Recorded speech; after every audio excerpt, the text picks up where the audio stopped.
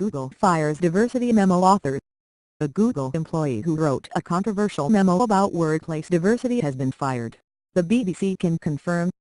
The controversial memo broke the firm's code of conduct, Google's chief executive Sundar Pichai said on Monday in an email to employees. The memo, shared widely at the weekend, suggested there were fewer women at Google due to biological differences. Mr. Pichai said the text crossed the line due to it advancing harmful gender stereotypes in our workplace. Entitled Google's Ideological Echo Chamber, the paper argued that the abilities of men and women differ in part due to biological causes and that these differences may explain why we don't see equal representation of women in tech and leadership. The author wrote, "We need to stop assuming that gender gaps imply sexism." The memo was quickly criticized by Google's head of diversity, Danny L. Brown, but the author, whose identity has not been revealed by Google, later wrote that he had received many personal messages from fellow Googlers expressing their gratitude.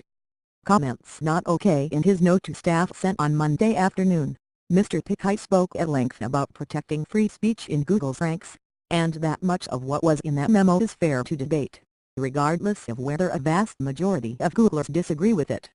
But he added, to suggest a group of our colleagues have traits that make them less biologically suited to that work is offensive and not okay. It is contrary to our basic values and our code of conduct, which expects each Googler to do their utmost to create a workplace culture that is free of harassment, intimidation, bias and unlawful discrimination.